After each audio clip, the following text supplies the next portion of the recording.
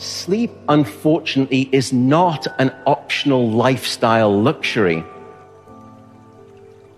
Sleep is a non-negotiable biological necessity. It is your life support system.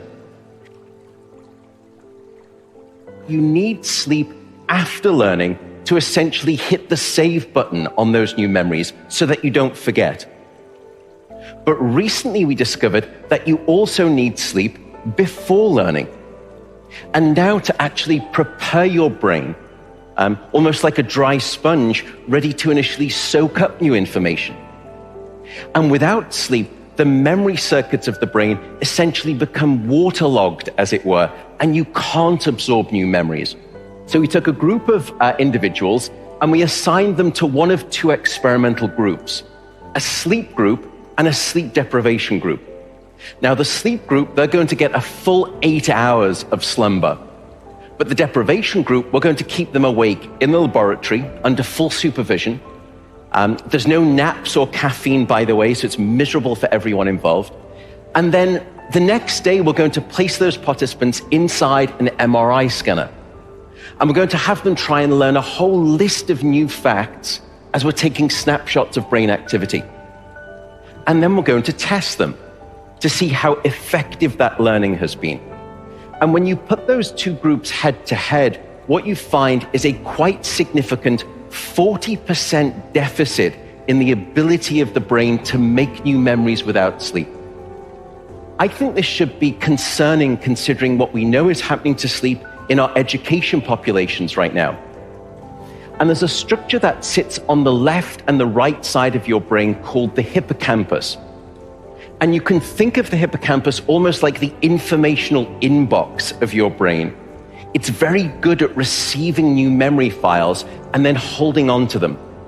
And when you look at this structure in those people who'd had a full night of sleep, we saw lots of healthy learning-related activity.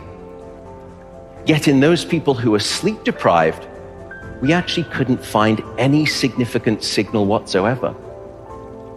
So it's almost as though sleep deprivation had shut down your memory inbox, and any new incoming files, they were just being bounced. You couldn't effectively commit new experiences to memory. So that's the bad that can happen if I were to take sleep away from you. But let me just come back to that control group for a second. And by placing electrodes all over the head, what we've discovered is that there are big, powerful brainwaves that happen during the very deepest stages of sleep that have riding on top of them these spectacular bursts of electrical activity that we call sleep spindles. And it's the combined quality of these deep sleep brainwaves that acts like a file transfer mechanism at night, shifting memories from a short-term vulnerable reservoir to a more permanent long-term storage site within the brain, and therefore protecting them, making them safe. And one way that we are approaching this is not by using sleeping pills, by the way. Unfortunately, they are blunt instruments that do not produce naturalistic sleep. Instead, we're actually developing a method based on this. It's called direct current brain stimulation. You insert a small amount of voltage into the brain, so small you typically don't feel it, but it has a measurable impact. Now, if you apply this stimulation during sleep in young, healthy adults, as if you're sort of singing in time with those deep sleep brainwaves, not only can you amplify the size of those deep sleep brainwaves, but in doing so, we can almost double the amount of memory benefit that you get from sleep. The question now is whether we can translate this same affordable, potentially portable piece of technology into older adults and those with dementia.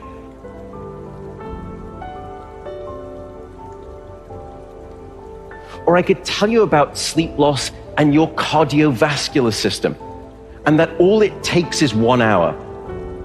Because there is a global experiment performed on 1.6 billion people across 70 countries twice a year, and it's called daylight savings time. Now, in the spring, when we lose 1 hour of sleep, we see a subsequent 24% increase in heart attacks that following day. In the autumn, when we gain an hour of sleep, we see a 21% reduction in heart attacks. Isn't that incredible? And you see exactly the same profile for car crashes, road traffic accidents, even suicide rates. But as a deeper dive, I want to focus on this: sleep loss and your immune system. And here I'll introduce these delightful blue elements in the image. They are called natural killer cells. And you can think of natural killer cells almost like the Secret Service agents of your immune system. They are very good at identifying dangerous, unwanted elements and eliminating them. So here in this experiment, you're not going to have your sleep deprived for an entire night. You're simply going to have your sleep restricted to 4 hours for one single night. And then we're going to look to see what's the percent reduction in immune cell activity that you suffer. And it's not small. It's not 10%. It's not 20%. There was a 70% drop in natural killer cell activity. That's a concerning state of immune deficiency. So you may have heard of that old maxim that you can sleep when you're dead. Well, I'm being quite serious now. It is mortally unwise advice. We know this from epidemiological studies across millions of individuals. There's a simple truth. The shorter your sleep, the shorter your life. Short sleep predicts all-cause mortality. We have since discovered that a lack of sleep will even erode the very fabric of biological life itself, your DNA genetic code. So here in this study, they took a group of healthy adults and they limited them to 6 hours of sleep a night for 1 week. And then they measured the change in their gene activity profile relative to when those same individuals were getting a full 8 hours of sleep a night. And there were two critical findings. First, a sizable and significant 711 genes were distorted in their activity, caused by a lack of sleep. The second result was that about half of those genes were actually increased in their activity, the other half were decreased. Now, those genes that were switched off by a lack of sleep were genes associated with your immune system. So once again, you can see that immune deficiency. In contrast, those genes that were actually upregulated or increased by way of a lack of sleep were genes associated with the promotion of tumors, genes associated with long-term chronic inflammation within the body, and genes associated with stress and, as a consequence, cardiovascular disease. There is simply no aspect of your wellness that can retreat at the sign of sleep deprivation and get away unscathed. It's rather like a broken water pipe in your home. Sleep loss will leak down into every nook and cranny of your physiology. Even tampering with the very DNA nucleic alphabet that spells out your daily health narrative.